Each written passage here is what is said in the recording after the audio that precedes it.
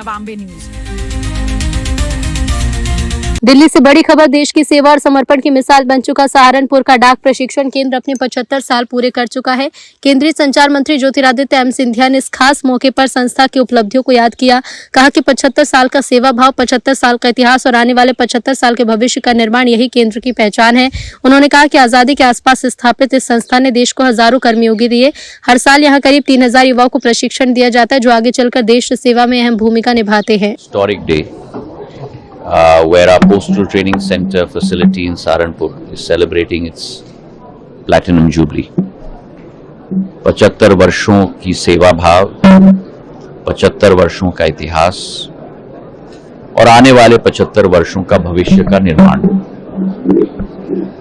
PTC Saharanpur ने जब देश की आजादी हुई थी, करीब उसी समय में इस संस्था की नींव रखी गई थी 1951 में, और आज 75 वर्ष इस संस्था के निकल चुके हैं। इस संस्था की सेवा भाव, जहां 3000 हमारे नौजवानों को प्रशिक्षण दिया जाता है हर वर्ष आधुनिक वातावरण में, आज एक कमेमोरेटिव डाक टिकट भी हम लोग ने इशू किया है। और इस संस्था को मेरे तरफ से बहुत बहुत बधाई, और यही आशा के साथ कि आने वाले 75 वर्षों में भी इसी सेवा भाव की भावना के आधार पर देश की सेवा ये संस्था करेगी। इस संस्था से हमारे जनसेवक और कर्मयोगी निकलते हैं, और आज इसी कार्यक्रम में संपन्न पोर्टल की विस्तारीकरण की शुरुआत हमने देखी है।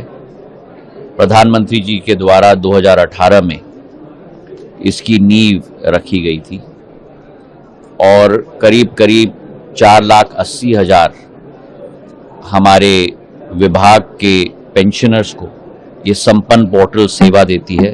1650 करोड़ प्रति माह और आज तक 72,000 करोड़ डिस्बर्समेंट सीधे पेंशनर्स के खाते में इस पोर्टल के द्वारा किया गया है। आज गवर्नमेंट ऑफ गोवा और कोचिन पोर्ट अथॉरिटी के साथ MOU साइन किया गया है इसकी विस्तारीकरण के लिए, और अनेक दूसरे संस्थाओं के साथ भी आज विचार विमर्श चल रहा है इस पोर्टल की विस्तारीकरण के लिए। आज दोनों कार्यक्रम अति महत्वपूर्ण और ऐतिहासिक रहे हैं, और दोनों विभाग, दूरसंचार और डाक विभाग कि मेरे सभी भाई और बहनों को मैं बधाई देना चाहता हूं। और यही संकल्प हम लेते हैं कि प्रधानमंत्री जी की विचारधारा के आधार पर एक विकसित भारत 2047, एक आत्मनिर्भर भारत और एक सशक्त भारत की पूर्ति करने के लिए हम पूर्ण रूप से संकल्पित थे, हैं और रहेंगे।